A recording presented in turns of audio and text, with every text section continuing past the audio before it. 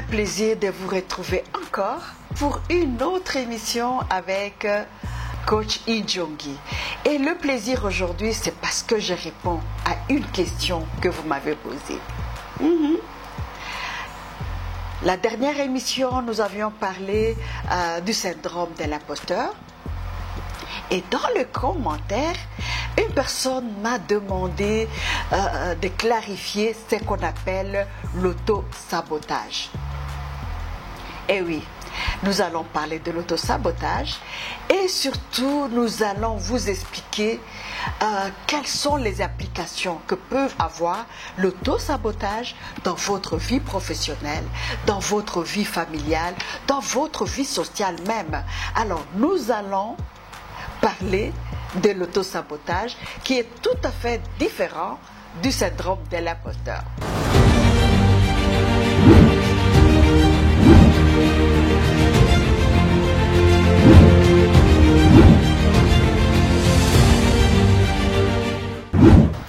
Soyez les bienvenus sur ma chaîne YouTube. Je suis Coach Injongi. Je parle entrepreneuriat, développement personnel, leadership et de tous les problèmes qui peuvent relever l'estime de la femme, relever les ambitions de la femme. Nous développerons beaucoup de sujets dans ce genre-là, dans ce domaine-là. Alors, si vous êtes intéressé par ce genre de topic, n'hésitez pas, abonnez-vous afin que chaque semaine, vous puissiez être au rendez-vous, afin que vous puissiez faire partie de cette famille d'entrepreneurs, cette famille dynamique des femmes qui veulent découvrir les meilleures potentialités qu'elles ont en elles. Pour parler de l'auto-sabotage, je vais encore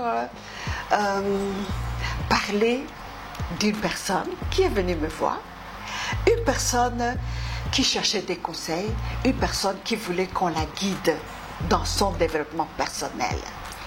Alors, cette jeune femme avait vraiment des problèmes depuis sa jeunesse, depuis son enfance. Tout ce qu'elle entreprenait, elle s'arrangeait en fait pour bloquer ça. À une époque, quand elle a terminé ses études, elle a eu une bourse pour pouvoir développer les talents qu'elle avait. C'était une artiste. Elle a eu une bourse. Après avoir obtenu la bourse en question, au moment où on était en train de chercher les meilleurs qui devaient partir pour cette formation, eh bien, elle a estimé qu'elle était incapable d'être retenue et elle a préféré abandonner parce que pour elle, elle se disait « je ne suis pas qualifiée », donc elle a préféré saboter, ce qu'on appelle auto-sabotage. Par après, dans sa vie sentimentale, c'était la même chose. Elle rencontrait une personne qui lui disait est-ce que on peut commencer une relation sérieuse? Elle se disait que c'est pas possible, c'est pas pour elle. Elle sabotait cette relation jusqu'à ce qu'elle arrive même au niveau professionnel. Au niveau professionnel, là encore, elle a saboté l'avancement, elle a saboté sa carrière jusqu'à ce qu'elle se dise « je dois chercher de l'aide ». Et c'est comme ça qu'elle est venue me voir. Alors, parlons auto-sabotage. On parle d'auto-sabotage lorsque la personne, par son comportement nuisible, je peux dire que c'est un comportement nuisible où il y a la jalousie, la médisance, où cette personne ne veut pas communiquer avec les autres, ne veut pas partager les tâches avec les autres. Et c'est même une personne qui est très agressive. Donc, la personne devient agressive, elle devient jalouse. Donc, son environnement de travail, son environnement familial, son environnement social est vraiment un endroit où il ne fait pas bon de vivre. Alors, ce genre de personnes, on l'évite parce qu'on s'est dit, pourquoi est-ce que je dois fréquenter une personne si désagréable, si agressive? Alors, cette personne, en fait, se retire elle-même de la société. Donc, c'est comme si, chaque fois quand il y a une relation, chaque fois quand il y a une promotion, chaque fois qu'il y a un travail à faire avec les autres, elle préfère montrer cet aspect négatif d'elle, cet aspect désagréable d'elle, de sorte qu'on la repousse, on l'éloigne. Et quelque part, sans le réaliser, la personne a développé un comportement qui fait en sorte que elle est rejetée par la société. Donc ce comportement, elle l'a créé involontairement. Ça commence même à être une deuxième peau qu'elle porte sur elle. Et en ayant ce genre d'attitude, c'est juste pour être un rejet de la société. C'est ce que la jeune femme dont je vous ai parlé tout à l'heure avait. Donc elle s'arrangeait pour nuire à toute personne qui s'approchait d'elle. Donc c'est comme s'il y avait quelque chose qui l'a poussée à rejeter les personnes qui arrivaient vers elle. Donc côté social, côté familial, côté professionnel, elle repoussait les gens. Donc ce comportement, c'est ce que nous appelons l'auto-sabotage. Ces mêmes personnes qui se sabotent, c'est comme si elles cherchent à éviter la réussite. Donc elles se sabotent comme si elles cherchaient à éviter la réussite. La réussite n'est pas pour elles. Elles font tout. Et on se pose des questions. Parce que le plus important, quand on a ce genre de comportement, il faut se poser des questions soi-même. Pourquoi j'ai ce genre de comportement? Pourquoi je ne vais pas réussir? Pourquoi est-ce que je suis toujours agressif? Pourquoi je repousse les gens? Mais quand on a pris conscience de ce comportement et qu'on cherche de l'aide, parce que le plus important ici, c'est de chercher de l'aide. Parce qu'en venant chercher de l'aide, on s'assied avec toi pour te dire, voilà, quelles sont les attitudes qu'il faut avoir.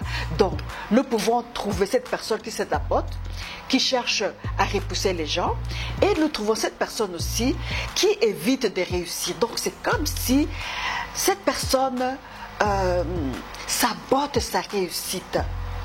Quand elle voit l'avancement, il y a une promotion, elle sabote ça. Donc, trouvons des solutions pour ce genre de comportement. Nous venons de voir quelques caractéristiques de la personne qui a le comportement de l'auto-sabotage. Eh oui, ça existe. Alors, quand on a compris qu'on a ce genre de comportement, il faut chercher de l'aide. Et je vais donner des stratégies. Comment pouvoir résoudre ce problème? Comment le résoudre? Première étape, parce que nous sommes ici en train de trouver des solutions à cette personne qui se sabote, c'est prendre conscience de soi. Et oui, c'est la première étape. Comme je l'ai dit tout à l'heure, entrer en soi. C'est dire, mais qu'est-ce qui fait que je me comporte de cette façon-là? Qu'est-ce qui fait que, à un moment, je commence à être agressive? Donc, quand on prend conscience qu'on a ce comportement, maintenant, on se questionne. À quel moment j'ai ce genre de comportement? Est-ce le matin? Est-ce le soir? Est-ce que c'est parce que je rencontre telle personne? C'est à cause de cette personne que j'ai réagi de cette façon-là? Ou il y a un autre problème? Donc, il faut tout d'abord se poser des questions. Donc, être attentif à ses pensées. À quel moment ce phénomène se déclenche en moi? Parce que quand on est conscient que ces problèmes arrivent à telle période, ces problèmes arrivent quand je rencontre telle personne, alors on peut se poser des questions et trouver des solutions. Donc, première chose, la conscience de soi. Qu'est-ce qui déclenche ces émotions négatives? Parce que quand on a appris qu'il y a quelque chose qui me pousse, donc il y a un bouton qui me pousse, alors on peut contrôler ce bouton. Mais tant qu'on ne sait pas poser des questions, on ne pourra jamais changer quoi que ce soit. Donc première chose, prendre conscience de soi.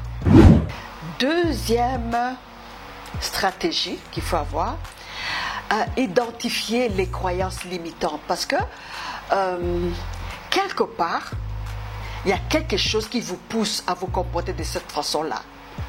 Alors, qu'est-ce qui vous pousse? Il faut les identifier. Peut-être qu'il y a des croyances limitantes. Vous savez, il y a des croyances que nous tous nous avons eues dans notre enfance. Des croyances qu'on nous a bombardées avec.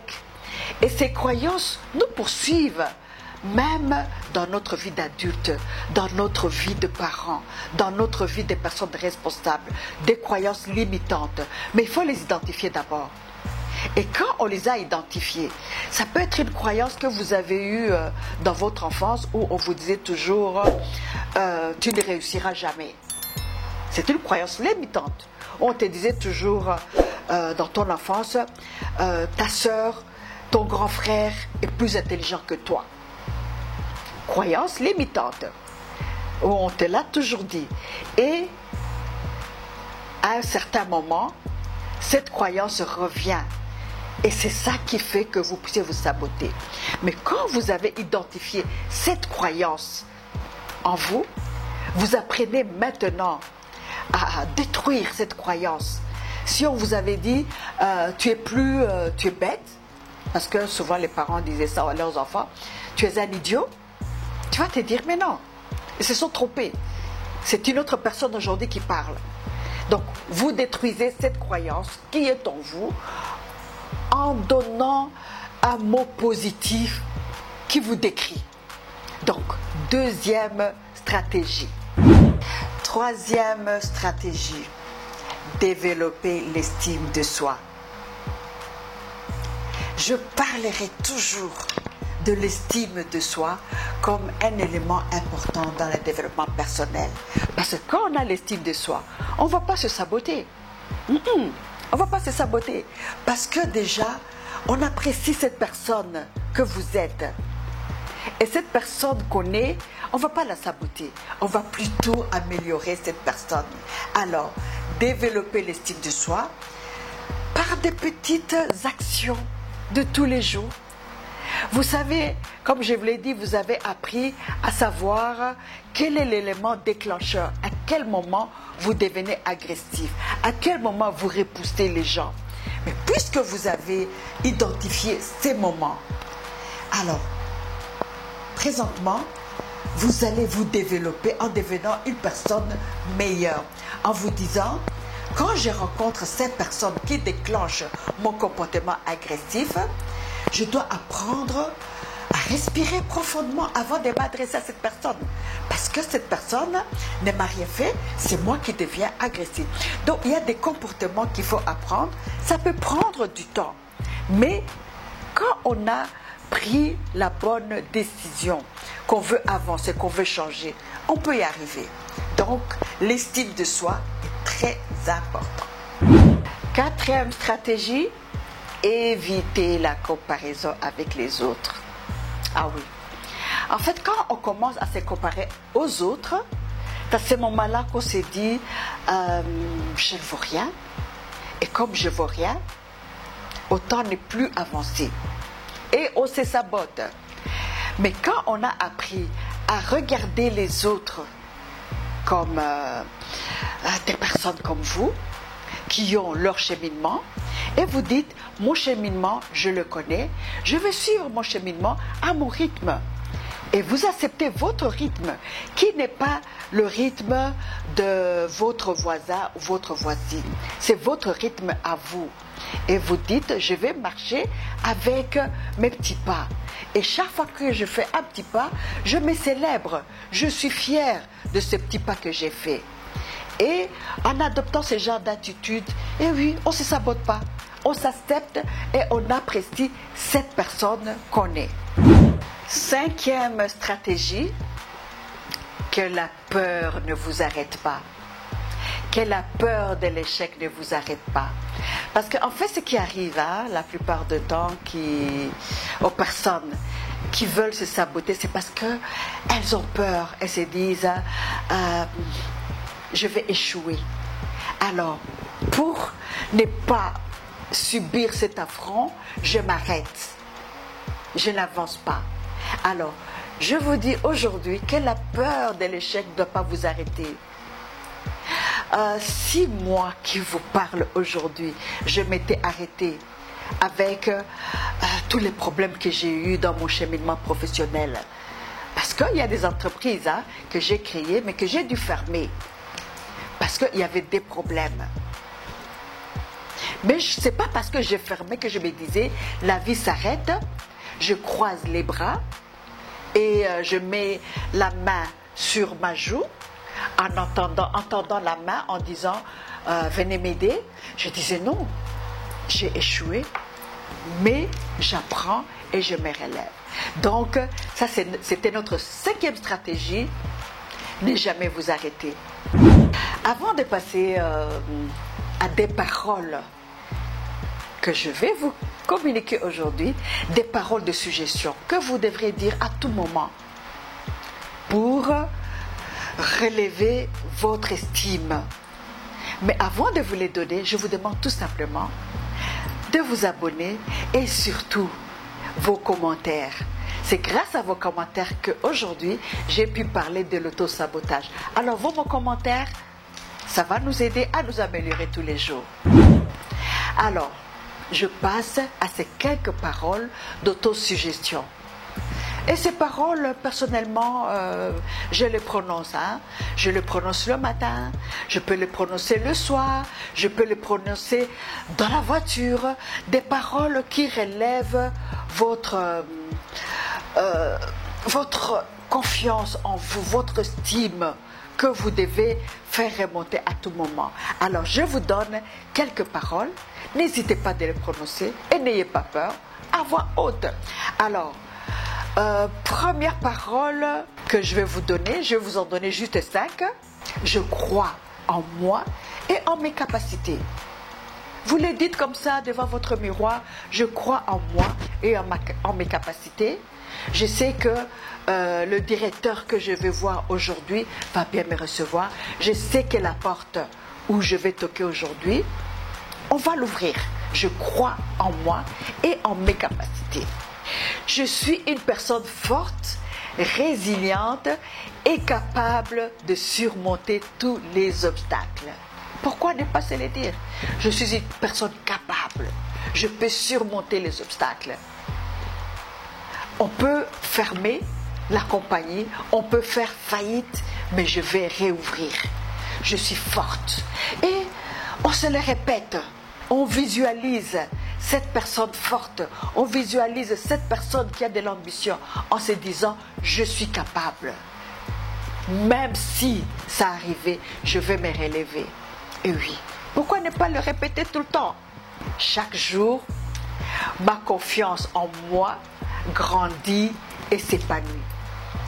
Je dois dire que vous me voyez très à l'aise, mais je n'ai pas toujours été comme ça. Je vous ai parlé de la jeune femme qui était au campus, au milieu des garçons. J'étais plutôt timide alors, timide. Et c'est comme ça que les amis se posaient la question en se disant « mais elle fait quoi dans notre campus? Elle fait quoi dans notre faculté ?» Parce que j'étais une fille timide. Mais au fil des années, je me suis formée et j'ai développé cette confiance en moi où je peux te parler en te disant « never, never give up ». En te disant « ma confiance va grandir et va s'épanouir ». Et c'est possible. La petite phrase que je vais vous donner encore. « Je mérite d'être aimée et respectée pour qui je suis ». Je mérite d'être aimée et respectée pour qui je suis. Donc, déjà, dans la tête, on s'est dit, je mérite d'être aimée. Je ne vais pas me saboter parce que déjà, je sais que je mérite d'être aimée et respectée pour qui je suis. Donc les gens autour de moi doivent me respecter pour qui je suis.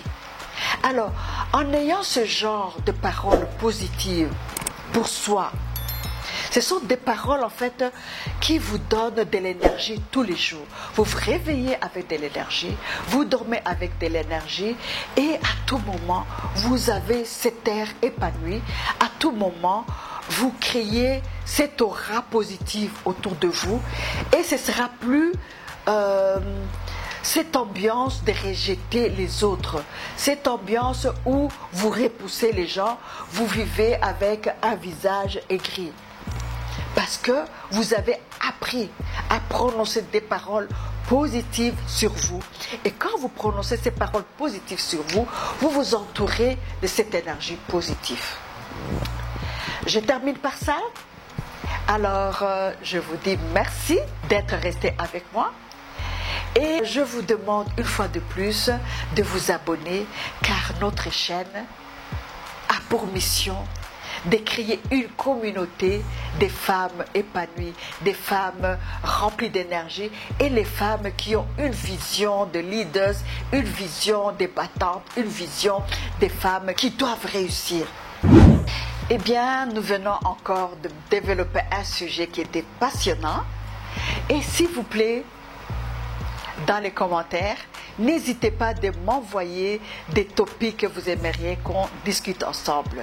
Car nous sommes une communauté de femmes dynamiques, nous sommes une communauté de femmes capables, nous sommes une communauté de femmes qui veulent réussir ensemble. Alors, en attendant de vous voir pour un autre épisode, ciao ciao!